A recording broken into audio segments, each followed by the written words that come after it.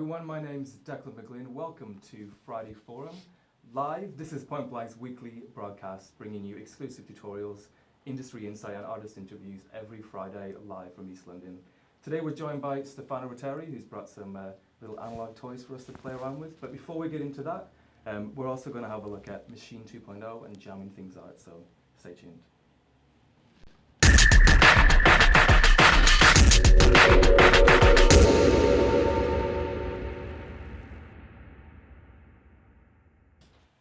So yeah, we're here with Stefano. He's going to take us through the Korg Volca bass, which is a new analog synth from Korg.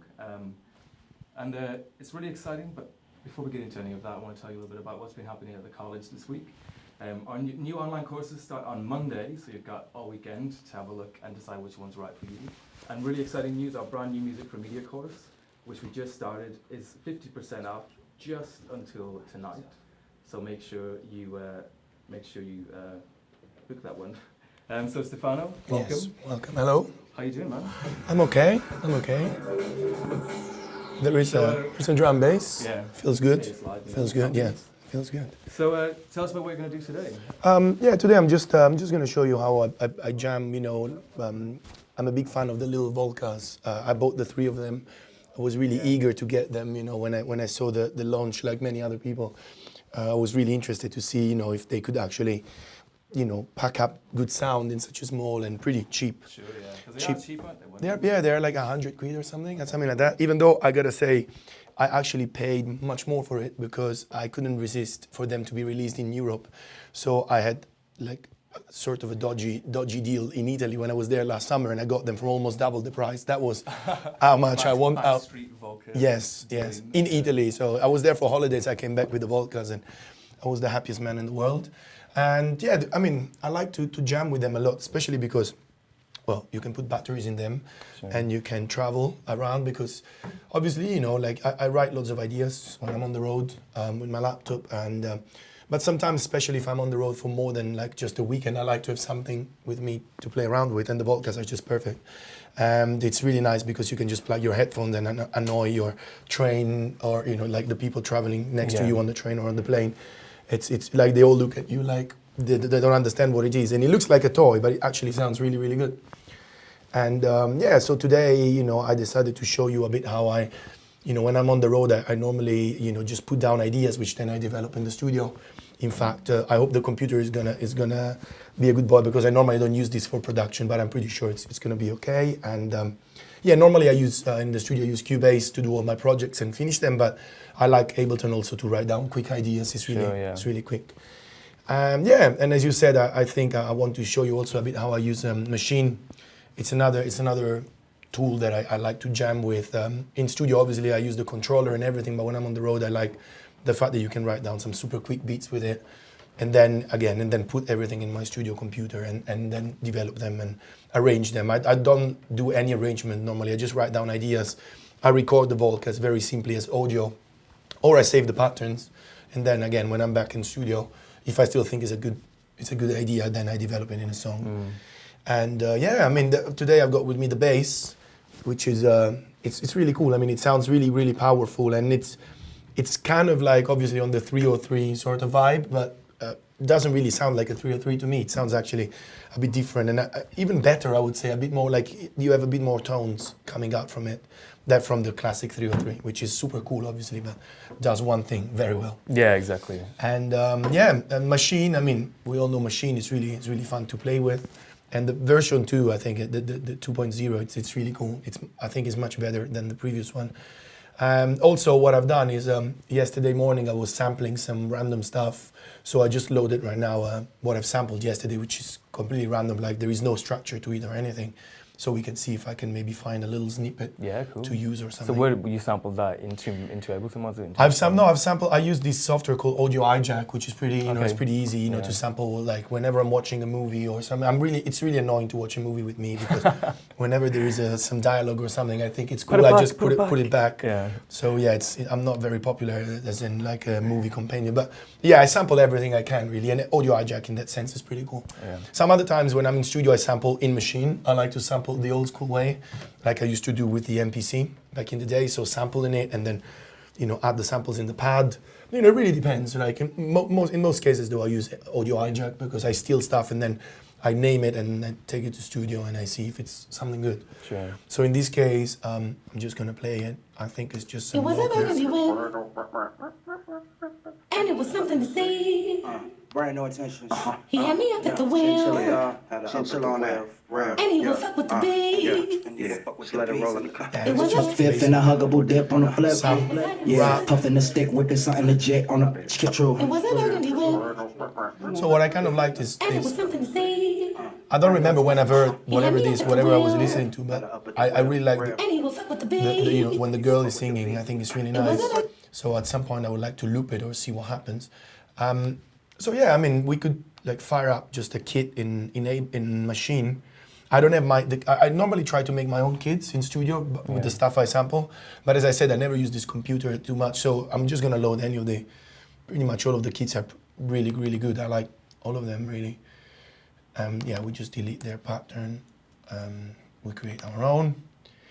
And yeah, I would say, well, we got the Volca connected via MIDI, so whatever, it just It starts was a synced burgundy will, with our Ableton. I'm gonna mute this for a second. Or maybe actually, let's see if I could loop a little it was a burgundy will, part of this sample first. and it was something to say. Brand no attention. He had me up at the wheel, Chinchilla on that. I'm gonna go completely random because it's the best way. Yeah. Ableton's great for that kind of thing. Yeah. Just let it roll in the car. with the bass. Up at the, Brand no attention. Brand no attention. he had me up at the wheel, Chinchilla on that. me up at the wheel, me up at the wheel. He had me up at the wheel. Unfortunately, they're always talking behind the.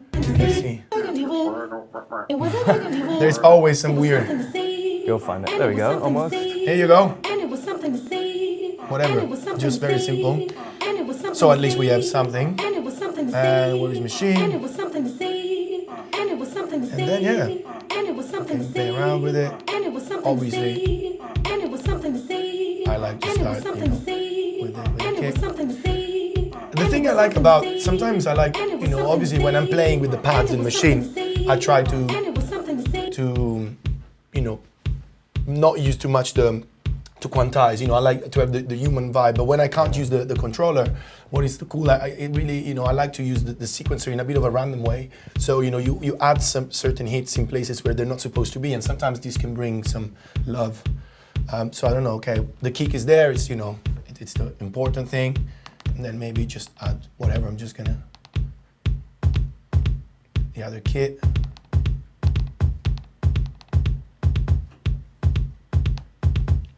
Actually, let's add a bit of swing. Swing is important. At least, I like when it's a bit wonky.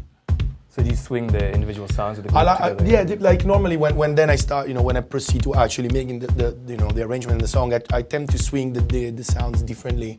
Or sometimes I use, in Cubase, I've saved the swing from my old MPC. So I have it saved, and you can record that sort of swing in the MIDI settings. So sometimes I export then the machine and in audio, all the separate sounds, and then I swing the audio as well. Like I like all the sounds to have different swing, so at the end it has to sound really nice and groovy, but I find if you use different swings for different parts, it actually creates this weird, groove. So, I don't know, let's see. I'm just gonna add some.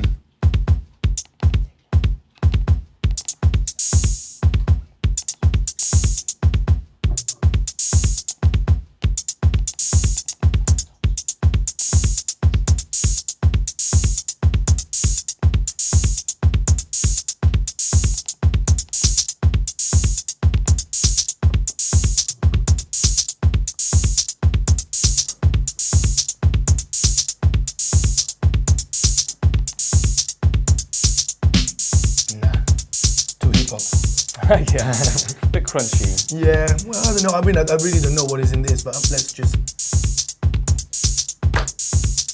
Nah. I like this minimal. We're going back to techno, aren't we? Yeah. So we want to be actual. Yeah, so I would just spend some time on this and just see, different, move them or copy the pattern a few times and see what happens, and then fire up the Volca, and then see what happens. So it's at the moment it's it's getting triggered by Ableton. So it goes with our clock, obviously, which is very convenient. The sound of it is really, really nice. I wish it had a longer sequencer, because sometimes you want to make longer sequences, but when I feel that 16 steps is not enough, I know I sequenced it with within the program. So you can play in MIDI and then you sequence. But it's also fun to see, because each sequencer is actually a bit wonky itself. Like you add some notes and then somehow it quantizes them a little bit before or after. So it creates some, I don't know, let's try. So the tone of it is really, really good. You have two waveforms, so you can choose in between the classic or the square. And you can decide if you want to use the 3 oscillators together or one to make a bigger sound. I don't know, let's see.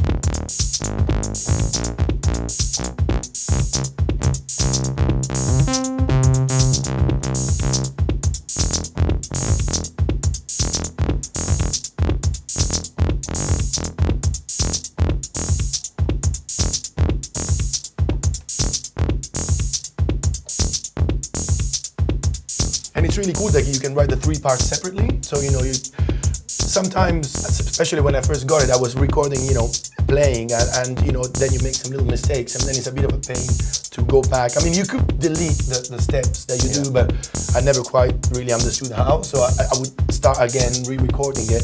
So I mean, if I want to be really precise, I would again use the program. But otherwise, it's cool that you can record another part of your bass and another oscillator. So the first one stays there, say. And you can go up octaves as well.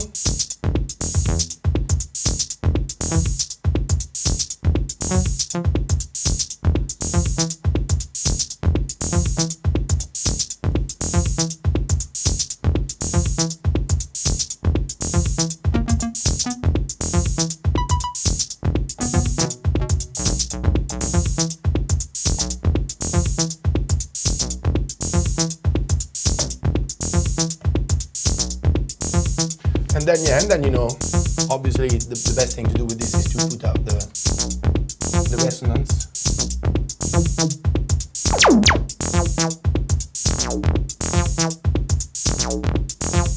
And then playing a bit with the envelope.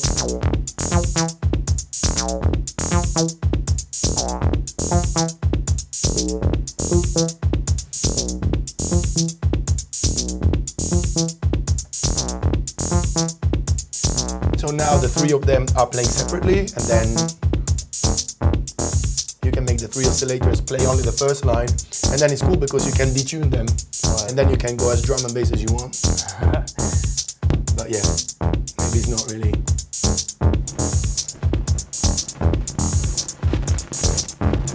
What is this? We're hearing some. Is it the Volca? Yeah. Oh, maybe it's the. Not happy about that beat. Better change it. Nah. Don't like that one. You love it. Okay, let's have what.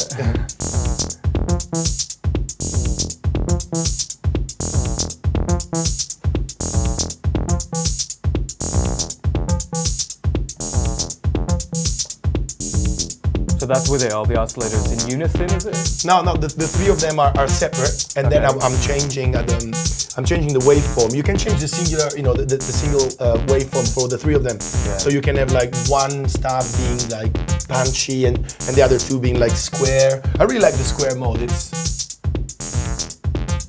It's really bold. Kind of MS-20. Yeah. Kind of sounds.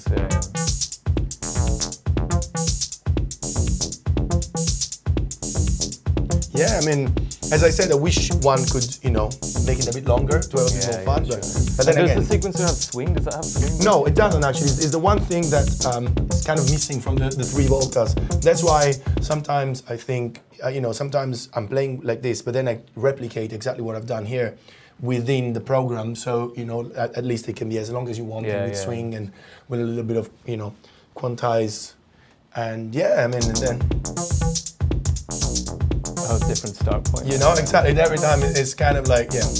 But I like this, I mean, the reason why I think lots of people like to work with actual machines, compared to the computer, is that the computer is perfect, and it's really, it's convenient. You can make a whole song within the software, and it sounds really great. It's all about the ideas. But the fact that these machines are very unpredictable, that as much as the old Moogs or the 303. I mean, I had the 303 for many years, and that was the worst. Like, you would spend so much time programming the sequence, and then you turn it off, and you're supposed to find it again, and then it's gone or it's something else, which is part of the fun, though. I like the fact that the elements, that even when you have like a modular synth or an analog synth, it's cool for me, the fact that I'm making a patch and you can't save it, and then you're making the record, and then you're recording it, and then it's gone.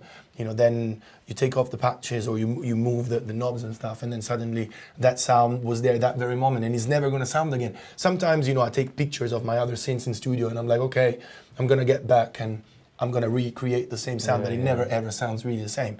It has to do with the electricity, the temperature, especially the old, like you have to hear the new MS-20, which is amazing, and it sounds really good, but I used to have the old one for a very long time, and it's very, very unpredictable. Like, that one, really, like, you had to wait a few minutes so it would warm up and it wouldn't go out of tune, and the old Moogs are also pretty moody in that sense. But I mean, and this, as you've seen, like, it's always starting differently. But what I would do with it is, just plug it in the mixer in studio and play with it and record it for many, many minutes. Like, sometimes I jam for 15, 20 minutes on one synth only, so I have a long take. And then, afterwards, when I'm making the arrangement, I can just, choose the one part where I didn't go too crazy with the resonance, or where actually it started spinning the way that it grooves with. I like a little bit of, being unpredictable, a bit of randomness in the music. Otherwise, me, at some point I was so used, after a few years, you get used to the whole, the blocks and the 8th and the 16 bars. And after a while, if you have to show up every morning, in studio and make a record, it can be a bit boring, So recently I started like forcing myself to make things a bit more random and have a bit more unpredictable things happening in studio, and accidents very much. Like the other Volca, the Volca keys, for example, as the sequencer does the same thing, like sometimes doesn't have the same starting point. And that one has also the delay. So what I like about, for example, playing with the other Volca is that I just let it record for literally 30 minutes in the studio and playing with the delay, and it's never quite on point, it's never quite on the beat. And that what makes it fun, and then you find the one weird loop that you would never have made if you were actually programming it within the blocks, you know what I mean? So I find the Volca, it's another excuse for a bit of randomness. And these days, that's so much more affordable than absolutely its equivalent would have been, 20, 30 years ago. So. Yeah, I mean, it's crazy. I mean, if you think how much, until 2 years ago, before Korg started treating us with all the new, the MS-20 and the Volcas, it was, the market for the good stuff was, eBay or whatever, websites and whatever, and it's crazy the amount of money, like, in the last 10 years, I've seen like the 303. I remember I found my 303. I actually found it when I was renting a studio in Rome, and the first day I moved in all of my gear, and at the time I had loads of synths and stuff. This guy left, and he was like a guitar player, so he had loads of guitars and whatever amplifiers, and he left. He took everything away from the studio because obviously I was stepping in. And then it's been my studio for 3 years or something, and. There was a cupboard, and then I opened the cupboard, and there was this box, and it was a brand new 303, still with the instructions and everything, and I just saw it, and it looked I've never seen a 303 so perfect, mint condition. So I was debating for a while if I should tell the guy or not. Yeah, I did miss it though. I did call the guy, and I said, you got this box. And the guy, he was a guitar player, and he bought the 303 many, many years before, like when it just came out, as like, he thought he could make like some realistic bass sounds with it. And so he would play, on top with his guitar. And then he said, that one, I mean, I really didn't like it. I turned it up twice, and then whatever is not really cool, it doesn't really sound like a bass. And then I made him a very low offer. I said, I think I could use it, you know what I mean? Like, I think it could be something I could use, if you don't mind. I guess I'll take it off your hands. I mean, if you really want to leave it in the cupboard. And then so I paid it a very ridiculous price. And then when I actually got a second one. That's another story. And then I ended up selling that one for now recently for 5 times the price I paid. Yeah. That's how crazy the vintage. And that's when now Korg comes in and they make like affordable, funny instruments. This and the other Volcas and the MS-20 and Arturia with the Mini Brute. Like I guess we were all like watching last week the NAMM show, waiting to know what's happening, no? And everyone is waiting now for Roland to hopefully give us some We've some heard love. some things, but we'll see what happens with that. So I really think Machine. It's a software which I've been using since day one, and as I said, it's really fun. You can just improvise with it so much, and sometimes I make entire songs with it because you have so many subs and stuff. Like I remember in one of the kits, maybe it was this one. There are some really toms.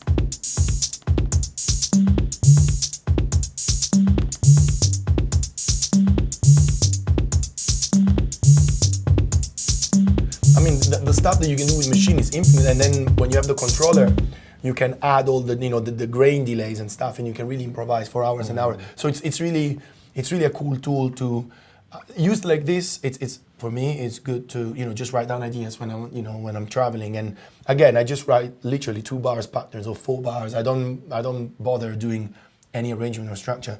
But then when you actually have the controller and you are in song making mode because someone is waiting for you have a deadline for a remix, or you actually have to finish something and not just play with the Volcas, then I like to extend it and then record it audio.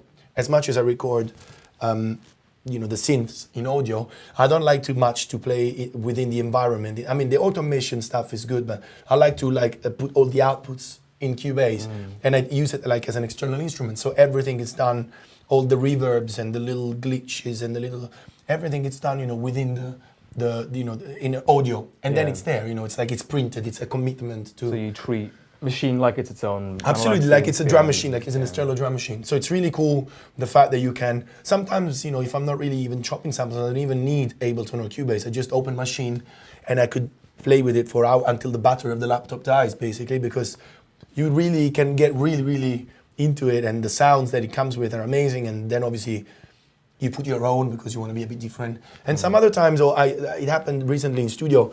I made something with the Volca, and I really liked the tone of it, but I didn't like the line that I made, the sequence. So I actually recorded it, and then the audio file from Cubase, I dragged it in Machine and then chopped it, and then I started using the single notes as in it was a sample, because again, if you have to make music every day because that's what you like to do, then I think you have to find ways of keeping it a bit fun. Otherwise, it's always the same, like you can fire up Ableton and load 5 loops, and it's absolutely fine, but it's also the way that you start chopping them up and working with the loops. It makes really the difference. You know? So it's speaking not really, of speaking of fun, shall we try and make that sample work? Yeah, let's see. Maybe jam around a bit. Yeah. If you have any questions for Stefano, just leave them in the comments. Let's see. And it was something to say. And it was something to say. And it was something to say. And it was something to say. And it was This is not something to gonna say. work. They got nobody got hit, I got ya. They got nobody got hit, I got ya. They got nobody got hit, I got ya. They got nobody got hit, I got ya. They got nobody got hit, I got hit, I got hit, I got rich, get what we can get and got rich and got. They got nobody hit, I got get what we can get and got rich and got. They got nobody got get what we can we get. could use the whole hip hop part and make a hip hop. It always works.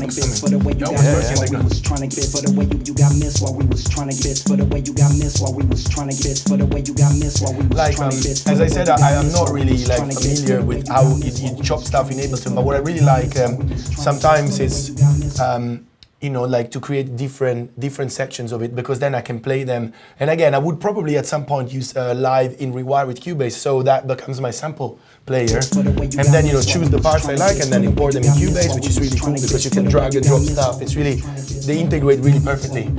And so it's really fun to look for the phrase that Nobody got hit, I got pinched, I got. Nobody got hit, I got pinched, I got. Nobody got hit, I got pinched, I got. Nobody got. He was up with the big Reno, and it was Reno, Reno, and it was Reno, Reno, and it was Reno, Reno, and Reno, and it was Reno.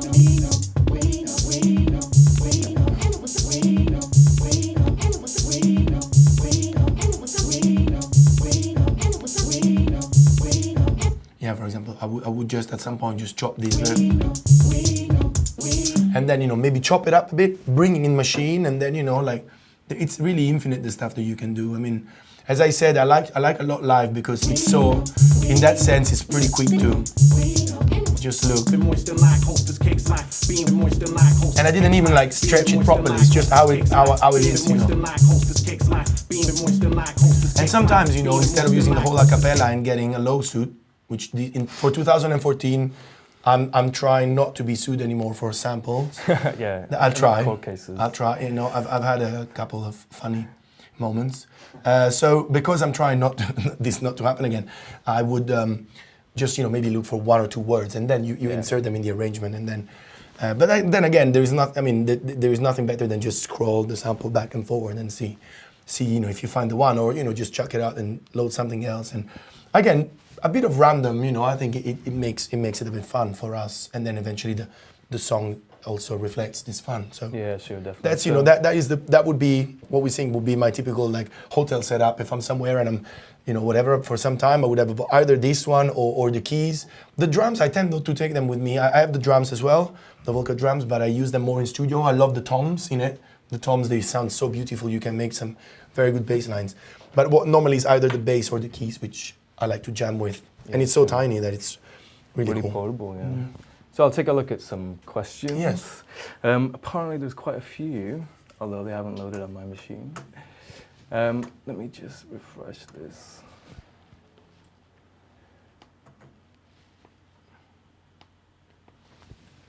Maybe if I put the mouse the right way around. Yeah, so I mean, with the beats, I mean, is it all analog? I mean, this is fully analog. This is too, fully right? analog. Yeah. The beat is a combination. It has, I think, what is the kick and the two toms are generated with a, you know, with an analog generator, and they sound pretty massive. And then there is hi-hats and the snares are samples, if I remember well. Sounds really good. Sounds Yeah. really. So Groove Nuts Music, amazing name by the way. What's a sensible way to get good quality samples into any of your DAWs? Do you sample them in a particular way? SPDIF, 48K, 24-bit? Well, it depends. Like, it depends really what I'm sampling. Obviously, if I'm sampling something which is like from a record, like from an actual vinyl, then, you know, I try to use the best quality. So I record in WAV, 16 or 24, normally 24 bits WAV. And then I bring them in my studio computer, and when I sort them out, I name them properly. I put them in right folders. I try to be really organized, and normally 24 bits WAV is the standard for me. But obviously, if I'm sampling, sometimes I'm listening to some weird podcasts or some weird mix from someone, and there is that very moment where the sample, and I know that it's not sounding amazing. I know it's like a MP3 low quality, but I really want that sample. Sometimes I don't care. So in that sense, I just set up audio hijack, for example, at just MP3 320, because, you know, if I'm sampling from a bad source, there is no point of recording in 24 beats WAV, you know, and it's just a massive file. So it really depends what I'm sampling. I try to use the best quality as possible when I'm sampling something physically, like a vinyl, or obviously when I'm recording a guitar or a real instrument, obviously 24 beats for me works. Otherwise, whatever, like if I'm sampling already from an MP3, I will sample MP3. Sure, I will keep, you know, so I keep the file, you know, as small as possible, because I tend to have long sampling sessions. Sometimes I don't sample for a few weeks, and then sometimes I just stay home, or when I'm traveling, I'm listening to loads of stuff, and I'm always ready to sample. So I end up with hundreds of small files, and then I bring them to studio, and, you know, I put names to them. So if it would be all WAVs, it would be massive. So WAVs when it's the source quality is good, or otherwise MP3. Yeah. Whatever works. Really. And once it gets within the mix, once you EQ it and there's other things happening, Exactly. It's difficult, you know, to tell. I've used some of my next records that are coming out. I've used some very, very old samples from a pretty horrible. They have a very horrible quality to them if you listen to them separately. But then again, you EQ them and you insert them in the song, and they actually give it that character. I like, you know, character even in a sample, you know. So yeah, whatever works. So we got some more questions. Did someone ask, have you switched from Cubase to Ableton completely? No. I'm a Cubase just for user. one day. Just for today. No, I mean, I use Ableton as a sketchpad, but no, it's Cubase has always been like my favorite program. Yeah. Someone's asked, Natema Live. How do you deal with side chaining? Do you record the channels a separate way, bass, kick, snare, etc.? Yes, Yeah. I try to have as many channels as possible because even though it's a bit of a pain then to put them in groups and the routing and everything, but the more channels you have, the more control. So for example, another thing about, for example, the Volca drums is that it comes only with one audio output. You can modify it. They sell a kit online. It's pretty easy if you take off the panel. It's very easy to have separate outputs, but a bit the pain with for example, the Volca drum is that if you want to record them separately, you have to put the volume down to all the single sounds.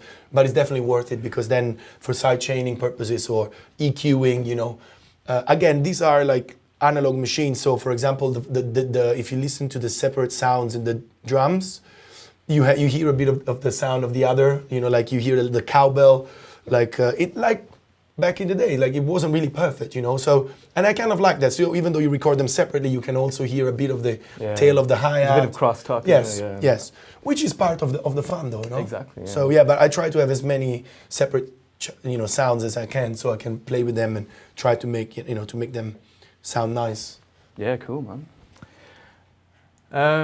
Lots of props to you, Stefano, for your music. Thank you. You're a great teacher. Thank you. Apparently. Let me just keep looking for some questions. Someone, I can't even pronounce that. Zekman says you're doing Italians proud. Yes, yes. We're back. We're back in the house game. So yeah, I was wondering actually. But what other analog synths do you have? What would you recommend if someone was looking to get an analog synth, but say they had quite a small budget of like 200, 250 quid and wanted to get one little thing that not did it all, but yeah. Well, obviously the Volca, the keys is very. I wish I had it with me today. It's very, like you can make loads of things with the Volca keys. You can do bass lines. You can do very nice pads. So that again is 100 quid. So that is a no-brainer in my opinion. I love the Arturia Mini Brute. It's a bit more expensive. It's on the 350, 400, I think. But the tone, it's crazy. Like if you spend some time with it, it sounds like nothing else to me. So, and it's really versatile. So that for sure. I really like the Rocket from Waldorf. It's another synth which is a hybrid analog and digital and has a super angry filter. Obviously the Korg MS-20, the new one, it's a bit more expensive, but I mean, to me, if I would have to pick one, I would say the Volca keys is the cheapest and the most versatile of all, in my opinion. And the Arturia Mini Brute is the one that it's probably has the weirdest tone to it. So it really stands out in the mix. Like I'm using it in every single record of mine, and sometimes it's the bass line, sometimes it's what I'm even making hi-hats with it sometimes. And it's so easy to insert it in a song, in a mix, because it has such a weird tone and frequency range that it stands out from a mix pretty easily without you having to over process it. Pretty aggressive. Yeah, it's really nice. It's really nice. I like it. So that'd be my favorite at the moment. The Mini Brute is my favorite. I love the Korg, obviously, and the Volca, again, it's super fun and it's super cheap. So. Yeah, do you find, because you find talking about music creation and making music with analog stuff, the way that some accidents, happy accidents, a little bit of character. Absolutely. When you're actually mixing, do you find that analog equipment gives your sound character in the sense that maybe you got a sample from a sample library and then suddenly putting it through something? Yeah. I mean, it definitely, same kind of concept. I think it has to do clearly with the electricity, like whatever you're doing, whenever you're recording a sound, whenever you're recording any signal, your voice or a guitar or a synth or sampling something outside of the computer and putting it back, you are converting the sound from numbers to electricity and back to numbers again. And depending on how good, the interface that you have, or it definitely adds something to it, which is not always positive. Sometimes if you're using some super cheap sound cards, you degrade the quality of the sound instead of making it better. So it's not necessarily a case of being better, but it definitely analog, as in sampling analog or using synths, it creates at some point the sound becomes electricity and then becomes numbers again. And I like to think in my head that I love, VST instruments, plugins are amazing. Like I use always Diva, I use the Cubase internal plugins and I make loads of stuff with them and they sound really good. If I use the Mini Brute, I like to think the Mini Brute is very aggressive and the filter that gives it character, whatever, but it's also the fact that I'm actually listening to electricity. I'm actually listening to, and because we somehow grew up with records that have been made that way, mostly, back in the days, we are, it sounds more familiar to my ears, a synth recorded even in a cheap sound card, even though the sound is not the best, even though the sound card is gonna, tail off some of the high frequencies or the lows or whatever, still it has that little noise behind it, which is due to the electricity being converted back in your computer. That sounds familiar to my ears, that I grew up listening to, to music that was made with, everything was analog, you know what I mean? Everything was in a mixer, everything had to be electricity before getting into the tape and then into a vinyl or a tape or a CD. So I would say that, it gives a certain character, sometimes positive, sometimes negative, but definitely changes something in your sound. Sure, yeah. I'll just do one final check for questions to see if we've got any more. Let me have a look here. So you playing out this weekend? Playing in Brussels tomorrow. Look forward to it. Yes, very nice club. Oh yeah, so Pedro Suarez has asked, what about mastering? I mean, do you use hardware or software? I try good for that? I try. Well, obviously, I try not to do my own masters. I mean, when I'm releasing a record, normally the label. I mean, I'm releasing now most of my records on my own label. So I use a very good mastering studio which is based in Rome. It's called Loud and Proud, and it's fully analog mastering studio. So again, I have the pleasure of, like, I always feel that they add a little bit to my mix. Yeah. So I never do pretty much my mastering, but what I do is obviously I do fake mastering, as in, like, as soon as I finish a record, like today I'm working on, I will finish when I finish here a new record of mine, and I can't wait to play it. And because tomorrow night I'm DJing, I'm gonna do a fake mastering, and my fake mastering chain is entirely in the box. What I'm using at the moment is, what am I using? I'm using Isotope Ozone, which is very good. You can have some great results. I'm using Slate Digital, a compressor, which is really weird. It's called FGX, I think. And it's a mastering compressor, really, really good. And then a little bit of EQ to tail off the very highs. I don't like my songs to have too many highs. It sounds a bit digital to me. So I tend to shave the high frequencies with the Pultec EQ. So around like 12K? Around 12, 12, 14. I have a very gentle curve EQ with the Pultec, the emulation of the Pultec EQ, which is in the UAD, because it's a very famous, is an emulation of a very famous tube equalizer, which is very, very soft and very nice, the way it takes off frequencies. So again, I don't do my final masters because I send my 24-bit mixes to my studio in Rome, to the studio Loud and Proud, and they pass them through lots of analog machines, which is really good. But then again, I do lots of fake masterings for myself and for my friends to try the records in the club. So you know if you made some mistakes. Or... Has there ever been a point where you did a fake master and then you got the real one and you were like, I think I like this one better? Yes, it has happened in the past. And on some releases, actually, we ended up using my own master. Yeah. That was before I started using this studio. Because, every label, they use their own engineer. So if I'm releasing a record not on my label, it's very rare that I can have control. And sometimes I can ask my song to be mastered by my guy. But some labels, they have their own guys, and most of them are pretty good. I gotta say, most mastering studios are really, really good. So you have to trust them, and it's very rare. Maybe it happened to me twice that I went back, and to the label and be like, I don't really like. Once was really distorted. I think the guy kind of pushed the limit a bit too much, and I don't like my records to be very. I mean, I like them loud as much as the other guy, the next guy, but I like to have a little bit of dynamic left. So normally, when you send them to mastering engineers really know what they're doing. But you can have very, very good results with softwares, really. I mean, as I said, a couple of times we used one of my masters. So yeah, I'll just one more question. Excuse me. So yeah, this is quite a big one, but talk us through the process. This is from Lazu, and he says, talk us through the process of arranging your tunes. I guess that's a common problem for producers, isn't it? It's a problem for everyone. I change my method every few months. Again, not to get bored. What I'm doing now, since a year or so, I am trying to arrange things very much live. So when I'm working in my studio, I would have I would work on a groove for 32 bars or 64 sometimes. I'm working on the bass line, I'm working on the beat, and I write some synth lines or whatever it is that I'm doing, and then I make sure I could stay on that very loop for a whole day, I make sure that every single hit, it's right on point where I want it. I don't really think too much about how it sounds. I want to feel the record. And sometimes I was leaving the arrangement for later on, I would come back the next day and listen to this loop. that I've made, and then if I was, muting and unmuting parts live, so to create in my head the arrangement by muting and unmuting, so I would be like, right, off the bass and the kick. But nowadays I find that I try to have a very basic arrangement the same day that I'm writing the idea, because it's kind of like I'm kind of rushing, but I find that it's a bit more fun. So what I do is when I have this 32 bar loop, which I've been listening to for hours and hours for the pleasure of the people which normally come and visit me in the studio, they would hear the same loop for hours and hours. And then when I'm really like happy with the groove, even if I know that something is missing in it, even if I know that I'm gonna add something else, I'm gonna copy these 32 bars for 7 minutes. And then again, I have all my synths plugged in separate inputs in my sound card. So I press play, I press record on all the audio tracks from all my synths, and I would play them live. So I would do all the tweakings live for 7 minutes or whatever, and then do maybe another, I would record separate tracks of all of my external synths.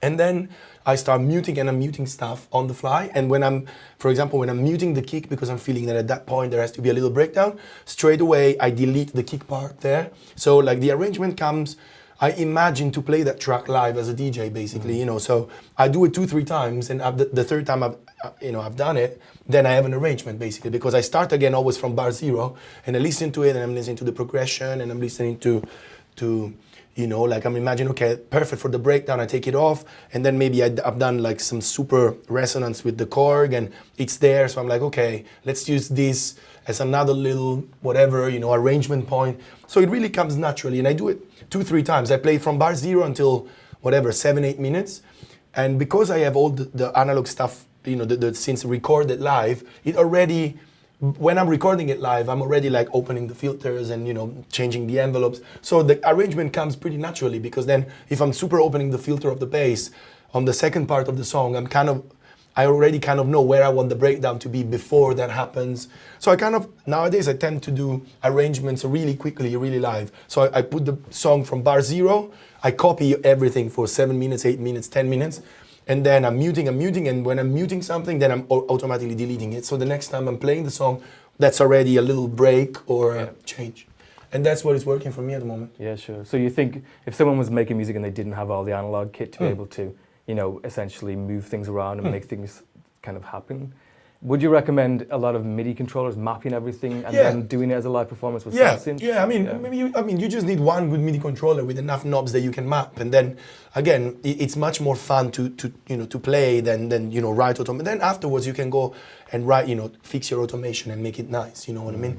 But for sure, it's a bit more fun to do it live, and you don't need an external synth. You can load up your whatever massive or whatever synth you're using, and then do the automations in there. And once you do it, you kind of feel, if you do it for 7 minutes, instead of doing it in a loop, you do it in a long sequence, then you kind of already know where everything is gonna be. You feel it, when you're doing it, you imagine, I try to imagine the reaction of the crowd, and then that's it. And then the arrangement comes naturally, So I think it's fun to play around with things. So before I was doing arrangements like copying blocks. So 32, 32, breakdown, 32, 32, second breakdown. Yeah. Nowadays, my songs are a bit more random in the sense that I just play them from the very beginning, and I play with mute and unmute, and until I have some of the structures of my next releases are pretty weird in that sense. But then I've tried them in the club, and they work so well because you can feel. I hope the people will like them, but you can feel that it's almost live. Everything there was one rec, and I was just playing with everything. And in the club, you can kind of feel it sometimes. And the mutes themselves aren't quantized and they're not synced. No, exactly. It's just me pressing mute, and sometimes it's very rough. Sometimes it's too rough, so then you go back and you can. The beautiful thing is you can fix every mistake. But sometimes I make a mistake, for example, because I'm overexcited recording the mini brute, and I'm muting the kick in machine, but maybe in that moment. Or I'm doing a roll with a snare, but in that moment it wasn't supposed to be, but sometimes I leave it there, and and it's a nice mistake, and it stays in the song. I like a little bit of mistakes as well. Again, a bit of randomness. Yeah, sure. So I think we're approaching time now. Yes. We could talk about this all day, I think. Oh, we can talk about whatever you want. But yeah, we are running out of time, unfortunately. Okay. So thanks for coming in, man. Really Thank appreciate you. it. Always a pleasure. Always a pleasure. Thanks everyone for tuning in today. Just want to let you know again that we do have 50% off our Music for Media course until midnight tonight, so you can check out the details on that on online.pointblanklondon.com. And make sure you like us on Facebook and follow us on Twitter for all the usual updates throughout the week, and we'll be back next Friday. Thank you.